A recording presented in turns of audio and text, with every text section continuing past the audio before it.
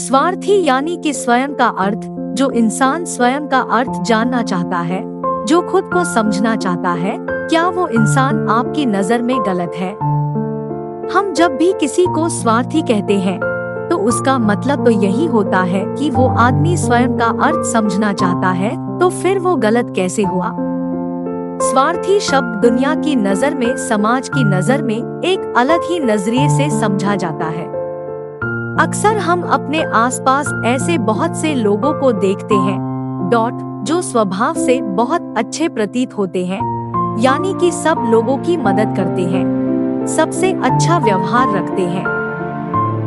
लेकिन इसके साथ हमने ये भी देखा होगा कि ऐसे लोग जो स्वभाव के अच्छे होते हैं, दूसरों की मदद करते हैं, वो दुखी भी ज्यादा रहते हैं, और जो लोग स्वार्थी होते हैं वो फलते फूलते चले जाते हैं। तो ऐसे में परमात्मा की सत्ता पर उंगली उठाना निश्चित है। लेकिन अगर ये सत्य है तो हमें कौन सा मार्ग अपनाना चाहिए? क्या हम भी दूसरों के जैसे बन जाएं? पता नहीं आप में से कितने लोग ये मानते हैं कि अच्छे लोग जीवन में बहुत दुखी रहते हैं, लेकिन इसके पीछे का सत्य क्या है? अगर हम इसके पीछे का सत्य नहीं जानेंगे, नहीं पहचानेंगे, तो कहीं ना कहीं हमारा अवचेतन मन भी बुराई की तरफ झुक जाएगा।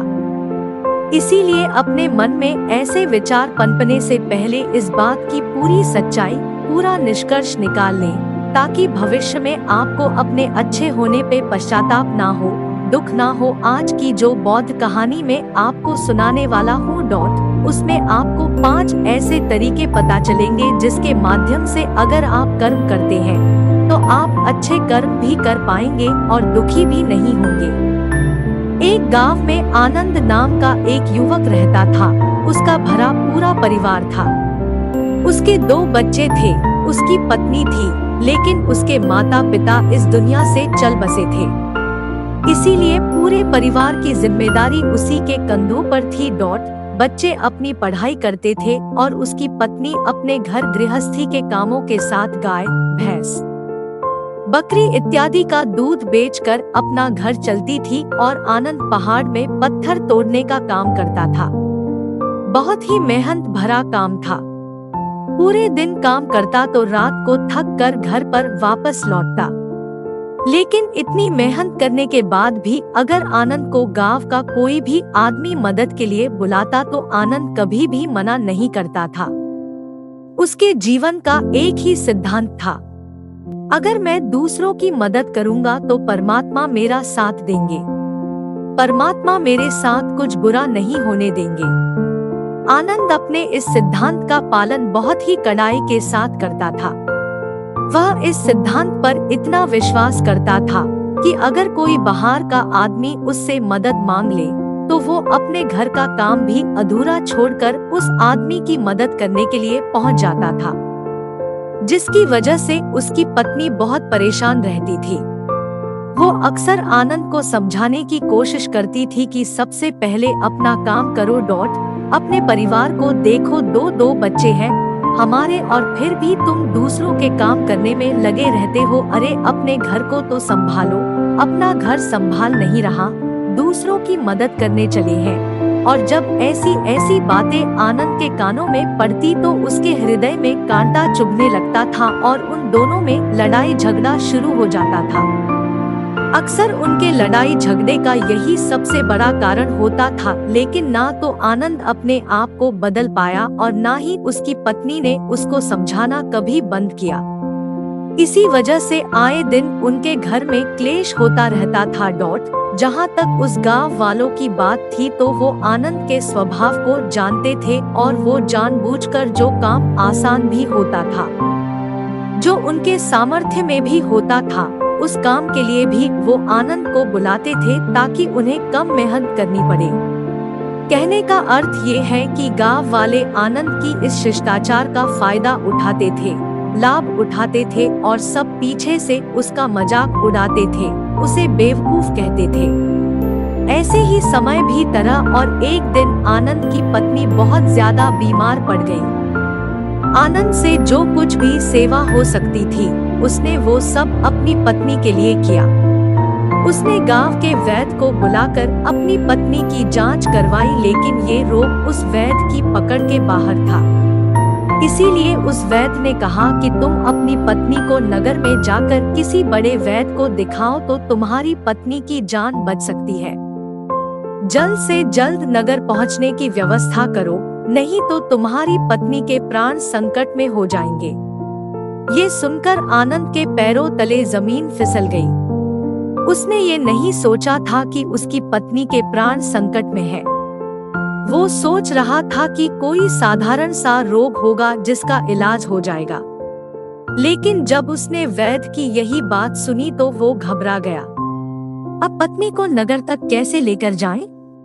क्योंकि उसके पास इतना धन नहीं था कि वो अपनी पत्नी के लिए एक घोड़ा गाड़ी करके उसमें अपनी पत्नी को लिटाकर नगर में ले जा सके।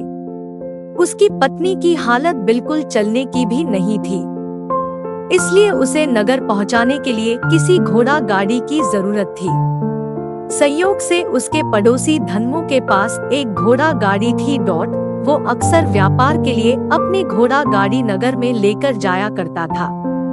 इसीलिए आनंद के मन में विचार आया कि मैं धन्मू की घोड़ा गाड़ी ले सकता हूँ। मैं धन्मू की इतनी मदद करता हूँ, कभी उसके काम को नहीं टालता, तो वो तो मेरे काम को कभी मना ही नहीं कर सकता। और यही सोचकर वो घोड़ा गाड़ी लेने के लिए धन्मू के पास पहुँच जाता है।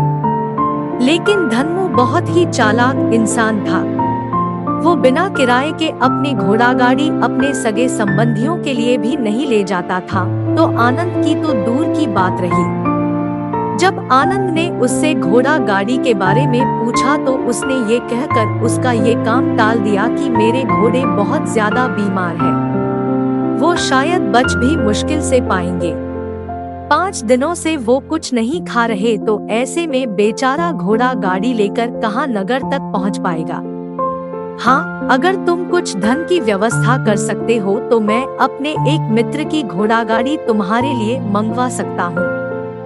ये सुनकर आनंद परेशान और चिंतित हो गया, क्योंकि उसके पास धन तो था ही नहीं। इसका मतलब उसकी पत्नी बड़े नगर में वैद्य के पास इलाज के लिए पहुँच ही नहीं पाएगी।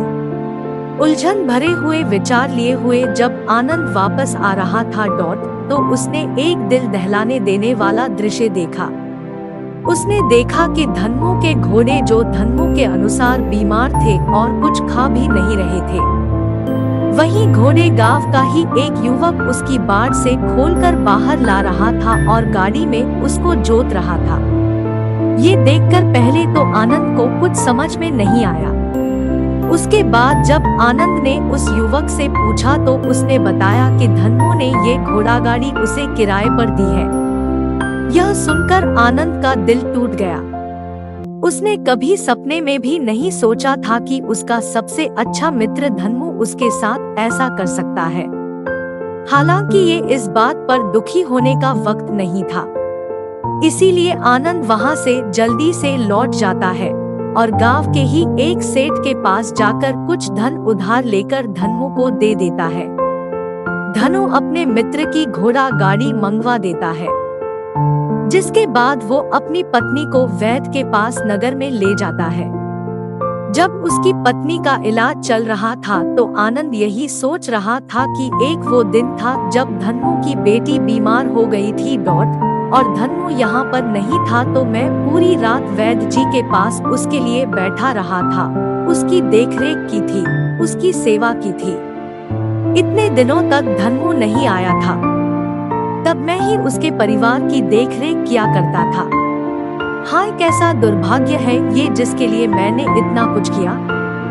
उसने एक घोड़ा गाड़ी देने से मुझे मना कर दिया, और वो भी तब जब मेरी पत्नी जिंदगी और मौत के साथ खेल रही थी। कुछ देर बाद वैद्य बाहर आकर आनंद को एक बहुत बुरी खबर देता है। वो आनंद को बताता है कि उसकी पत्नी को कर्क रोग हो चुका है और इसका कोई भी इलाज नहीं है। उसके पास कुछ समय ही शेष बचा है। ये सुनकर आनंद दुखी होकर वहीं जमीन पर बैठ गया। उसकी पूरी दुनिया उजड़ने वाली थी और उसे कोई रास्ता नजर नहीं आ रहा था। कुछ समय बाद उसकी पत्नी चल बसी और अब दोनों बच्चों की जिम्मेदारी उसके कंधों पर आ गई थी। लेकिन यहाँ पर आनंद के सारे सिद्धांत टूट चुके थे, उसके सारे भ्रम खत्म हो चुके थे। अब उसके दिमाग में एक ही बात थी कि अच्छा कर्म करने से परमात्मा साथ नहीं देता, बल्कि बुरे लोग फलते फूलते हैं, और इस बात का मैं सबसे बड़ा गवाह हूँ। ये विचार अक्सर उसके दिमाग में चलते रहते थे और इसी वजह से उसका मन धीरे धीरे संन्यास्त हो गया, देश दुनिया से दूर हट गया। और एक दिन ऐसा भी आया जब वो अपने बच्चों को अपने रिश्तेदारों के पास छोड़कर इस देश दुनिया को त्याग कर एक सन्यासी बनने के लिए घर से निकल पड़ा। उसने गांव में किसी को कुछ नहीं बताया, किसी को नहीं पता था कि आनंद अचानक कहाँ गायब हो गया। सन्यास की दीक्षा लेने के लिए वो एक बौद्ध भिक्षु के पास पहुंचता है। बौद्ध भिक्षु उस समय ध्यान में बैठे हुए थे। ध्यान से बाहर आने के बाद वो बड़े ध्यान से आनंद के चेहरे को देखते हैं और उससे सन्यासी बनने का कारण पूछते हैं। इस पर आनंद उन्हें अपनी पूरी आपबीती सुना देता है और कहता है कि हे महात्मा, इस दुनिया से मुझे कुछ भी हासिल नहीं हुआ। मेरा मन इस दुनिया से विरक्त हो चुका है। जब अपने दोस्तों ने ही मेरा साथ नहीं दिया तो इस दुनिया में रहने का क्या मतलब, और इसी वजह से मैं सन्यासी बनना चाहता हूँ। ये सुनने के बाद बौद्ध भिक्षु ने उपदेश देना शुरू किया। उन्होंने कहा कि याद रखना बेटा, जीवन से विरक्त होकर सन्यासी बनना तुम्हें परम सुख तक कभी नहीं पहुंचा सकता, परमानंद तक कभी नहीं पहुंचा सकता। तुम दुनिया से अपने मन पर एक बोझ लेकर विरक्त हुए हो, तुम दुनिया से परमात्मा की खोज करने के लिए विरक्त नहीं हुए हो। इस भ्रम में कभी मत रहना। तुम संसार से विरक्त हुए हो क्योंकि संसार ने तुम्हें धोखा दिया, ऐसा तुम्हें लगता है, इसीलिए तुम परमात्मा पे कभी विश्वास नहीं कर पाओगे और ना ही उन पर अपनी पूर्ण आस्था बना पाओगे। इसीलिए सन्यासी होने का भी तुम पूरा लाभ कभी नहीं उठा पाओगे। सन्यासी होने का लाभ तब मिलता है जब हमारी प्रभु में, परमेश्वर में, परमात्मा में पूर्ण आस्था बन जाती है। मैं तुमसे पूछता हूँ, क्या तुम्हारी आस्था परमात्मा में है? ये सुनकर आनंद कहता है कि हे महात्मा, मैं तो दुनिया देख कर आया हूँ कि जो बुरे कर्म करता है वो फलता फूलता है और जो अच्छा काम करता है उसे कुछ भी नहीं देता, परमात्मा उसे दुख ही दुख देता है। इसीलिए मैं परमात्मा पर अपनी पूर्ण आस्था कैसे बना सकता हूँ? ये सुनकर उस बौद्ध भिक्षु ने कहा कि यही तो मैं तुम्हें समझाना चाहता हूँ कि तुम पूरी ऊर्जा अपनी सन्यासी जीवन में लगाओ और उसके बाद भी तुम्हें फल प्राप्त ना हो तो तुम्हें कैसा लगेगा। इसीलिए किसी की भी मदद करने के लिए मैं 5 सिद्धांत तुम्हें बताता हूँ। ये 5 सिद्धांत समझकर संसार में वापस लौट जाओ और संसार में एक ग्रस्त जीवन जियो। उसके बाद ही सन्यासी जीवन का उदय होता है। जब हम अपने ग्रस्त जीवन को पूर्ण रूप से समझ लेते हैं और अपनी जिम्मेदारियों का निर्वाह कर देते हैं। ये कहकर बौद्ध भिक्षु ने कहना शुरू किया कि जब भी तुम किसी की सहायता करते हो, किसी की मदद करते हो, तो उसमें सबसे पहली बात, सबसे पहला सिद्धांत जो ध्यान में रखने का होता है वो होता है कि किसी की मदद करते वक्त, किसी की सहायता करते वक्त कभी भी उससे उम्मीद मत रखना। ये मत सोचना कि आज मैंने इसकी सहायता कर दी, मदद कर दी, तो कल बदले में ये भी मेरी सहायता करेगा, मेरी मदद करेगा। अगर तुम ऐसा सोचोगे तो तुम्हें जीवन में दुखों का सामना करना ही पड़ेगा, क्योंकि एक नहीं तो दूसरा या दूसरा नहीं तो तीसरा कोई ना कोई तुम्हारी उम्मीद जरूर तोड़ेगा और वास्तविकता में वो मदद या वो सहायता नहीं होती है, वो हमारे लालच का ही एक रूप होता है। हम उसकी सहायता या मदद निर्भर तरीके से नहीं कर रहे हैं। हमारे मन में लालच का भाव है, हमारे मन में बदले का भाव है। हम ये सोचकर मदद करते हैं कि इसकी मदद कर देता हूँ तो कल ये मेरा भी मदद करेगा, और यही लालच हमें अक्सर उन लोगों की मदद करने पर विवश करता है जो किसी न किसी रूप में धनवान होते हैं, क्योंकि हमें लगता है कि कल ये आदमी धन के द्वारा मेरी मदद कर सकता है, और इसीलिए जिस इंसान को वास्तविकता में मदद की आवश्यकता है, हो सकता है वो गरीब हो, लेकिन हमारा मन अपने लालच के वशीभूत होकर उसकी मदद कभी नहीं करेगा। इसीलिए किसी की मदद और किसी की सहायता करने के अपने विचार को विस्तार दो। केवल एक प्रकार के वर्ग के लिए अपनी सहायता या अपनी मदद पेश मत करना, उन सब के लिए समान होनी चाहिए। जरा सोचो, एक तरफ तुम्हारा मित्र हो जिसके पास धन है, संपदा है, और दूसरी तरफ कोई गरीब औरत हो जो भूखी बैठी हुई है। तुम्हारा दोस्त तुमसे कहता है कि यार आज तो खाने के लिए अच्छे अच्छे पकवान मंगवा लो बाजार से, और दूसरी तरफ वो औरत तुमसे 2 सूखी रोटी मांग रही है, तो तुम किसकी मदद करोगे? कौन मदद का हकदार सबसे पहले है? सबसे पहले हमारा कर्तव्य बनता है कि उस औरत की भूख मिटाए, लेकिन अक्सर इंसान ऐसे नहीं सोचता। वो अपने दोस्त को तो खिला देगा, उसको तो बाजार से बहुत महंगी वस्तु मांगा के दे देगा, लेकिन किसी गरीब को उसकी भूख मिटाने के लिए पैसा या धन नहीं देगा। दूसरी बात जो ख्याल में रखने की है वो ये कि सहायता करते वक्त हमारा लालच कभी भी उसके साथ नहीं जुड़ना चाहिए। अक्सर हम जब किसी की मदद करते हैं तो हमारा लालच और हमारा स्वार्थ ही उसके साथ जुड़ा होता है, और हम अपनी भविष्य की योजना तैयार करके उस आदमी की मदद करते हैं। हम ये सोचते हैं कि अगर मैं इसका ये काम करूँगा तो भविष्य में ये आदमी मेरा वो काम पूरा कर देगा, और वो सहायता, वो मदद बिल्कुल भी परमात्मा के द्वार को नहीं खटखटाती, क्योंकि वो लालच है। जाहिर है आप अपने आप को धोखा देने के लिए अपने लालच को एक सहायता, एक मदद का रूप दे रहे हैं। तीसरी बात जो ख्याल रखने की है वो ये कि अपने सामर्थ्य के हिसाब से दूसरे की मदद करो। कभी भी एक ग्रस्त आदमी को किसी की इतनी सहायता नहीं करनी चाहिए जिससे कि उसका परिवार और उसके बच्चे कष्ट में जीवन बिताएं। सबसे पहला फर्ज हमारा होता है अपने परिवार को सुखी रखना, उनकी जरूरतें पूरी करना, और उसके बाद दूसरों की मदद करना आता है। लेकिन कुछ लोग दूसरों की मदद पहले करते हैं और अपने परिवार को तवज्जो कम देते हैं, जिससे कि परिवार में लड़ाई झगड़े आए दिन पनपते रहते हैं, और ये सब हम समाज में देखते रहते हैं अपने आसपास। अगली बार जो ख्याल में रखने की होती है वो ये कि अपना कर्म, अपनी जिम्मेदारियां पहले निभानी होती है। हम अपना कर्म, अपना काम छोड़कर पहले दूसरों की मदद करने के लिए चले जाते हैं, और जब दूसरा बदले में हमारी मदद नहीं करता तो हमारा दिल दुखी हो जाता है। हम सोचते हैं कि मैंने तो अपना काम छोड़कर उस आदमी की मदद की थी और वो आदमी मेरी मदद ही नहीं कर रहा है।